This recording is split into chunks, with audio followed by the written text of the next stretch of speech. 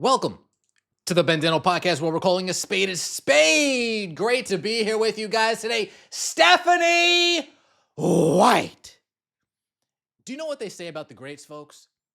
You must be obsessed with the process. Bill Belichick, obsessed with the process. Brady, obsessed with the process. Jeter, obsessed with the process. Kobe, Jordan, obsessed with the process. Caitlin Clark, obsessed with the process.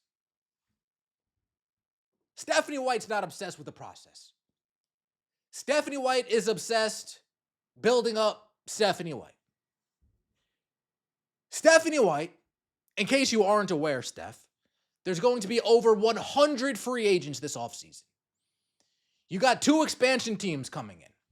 You have a college draft in about a month. You have training camp knocking at your front door. You have decisions to make within your roster. Do you pay Kelsey Mitchell? Do you not pay Kelsey Mitchell? Because you have 2 Supermax players coming down the pike. Caitlin Clark, Aaliyah Boston. And if you don't pay Kelsey Mitchell, how are we going to backfill? If Sophie Cunningham and Lexi Hull walk, how are we going to backfill? If we're not coring a few players during the expansion, how are we going to backfill? So instead of watching thousands of hours of footage, thousands of hours of tape, scouting players that are currently in the league, scouting players from overseas, scouting players that are in the tournament, Stephanie White said, you know what? I'm going to call tournament games instead. I'm going to focus on preparing the best talking points I have for South Carolina and Tomato Can University. Great. I'm going to focus on having the best talking points I possibly can for Tomato Can University going up against Broccoli U. Great. Folks, imagine Bill Belichick spending his offseason not worrying about building the best possible team. Imagine Phil Jackson spending his offseason not focusing on building the best possible team around Jordan, around Kobe. Let's get right into it, shall we? Please like the video. Let me know your thoughts in the comment section below and subscribe to the channel.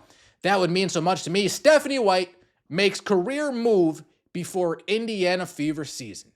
Indiana Fever coach Stephanie White is taking her talents to the NCAA tournament. Stephanie White had a successful first season as the coach of the Indiana Fever. After finishing 2025, 24-20, the Fever earned the number 6 seed in the playoffs and advanced to the semifinals for the first time in 10 years. However, with Clark, Cunningham, and others sidelined by injuries during the playoff run, Indiana's season ended in overtime of Game 5 against Las Vegas Aces. During the offseason, White joined Team USA as an assistant coach for the 2026 FIBA World Cup qualifying tournament, handcuffing Caitlin Clark, playing her at the 4, playing her at the 3, misusing her, as she does frequently. The former WNBA Coach of the Year, that makes me laugh, sorry. The former WNBA Coach of the Year helped the United States secure a 5-0 record in Puerto Rico. Yes, she definitely helped. But the results didn't really matter for the Americans. The U.S. had qualified last year for the 2026 FIBA World Cup in September.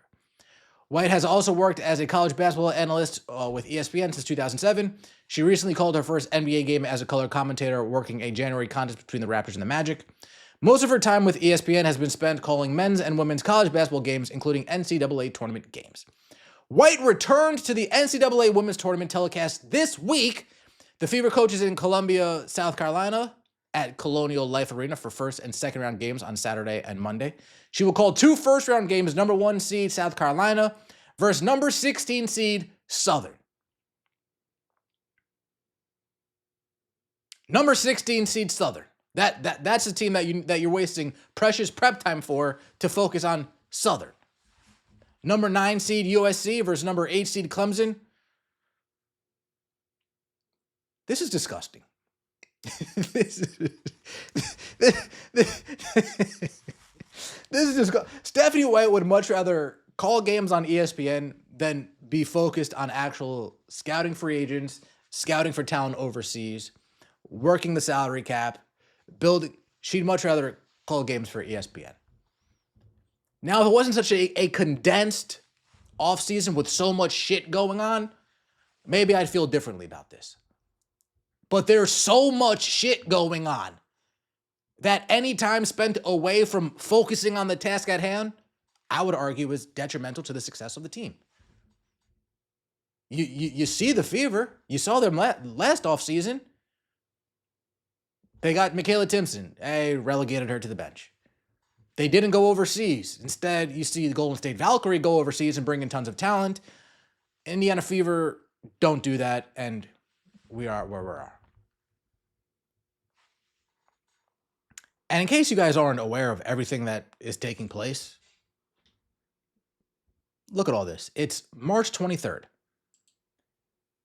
Breaking down the packed WNBA offseason after CBA delays. Welcome to 46 days of WNBA offseason chaos. 46 days.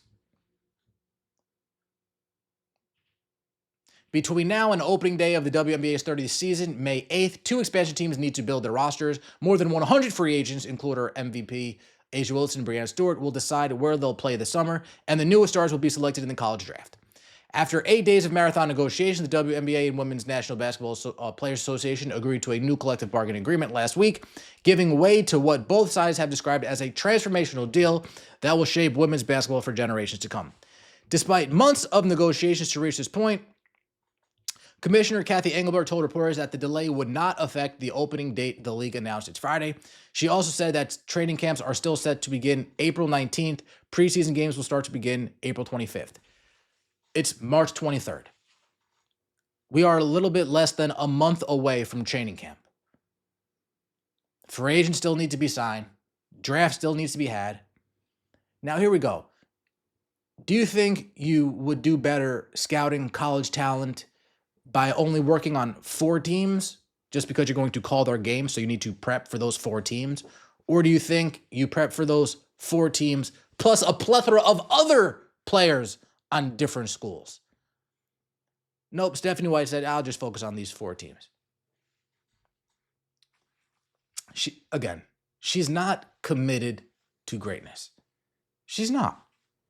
She's more committed to her stagnant half-court offense than she is to greatness. It is what it is. You have the expansion draft, Toronto Temple and the Portland Fire. That takes place on April 6th. You have free agency. Free agency is set to begin the day after the expansion draft, according to the schedule the league presented to teams. From April 7th and 8th, teams can make qualifying offers to restricted or reserved or core eligible players. Negotiations officially begin April 9th, and players can formally sign deals on April 12th. You have the college draft.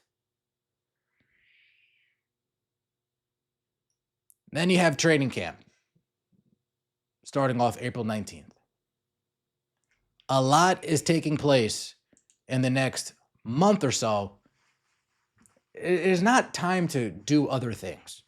You need to be obsessed with the process. It's that simple.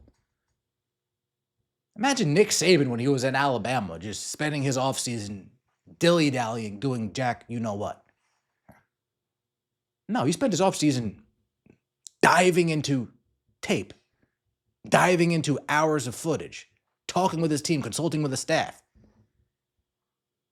Stephanie White, are you just that hands-off in building this team? It's going to be Kelly and Amber Cox, and you're hands-off? Please don't blame me. I'm just the head coach. My question is, what's Cheryl Reeve doing now? Is Cheryl Reeve trying to complete side quests? Shout out to Keep Division. Is she completing side quests? Is Becky Hammond completing side quests? Is Sandy Brondello completing side quests? Are there any championship coaches in the WNBA completing side quests during this short period of the WNBA offseason? Or are those 3 coaches actually too busy being obsessed with the process?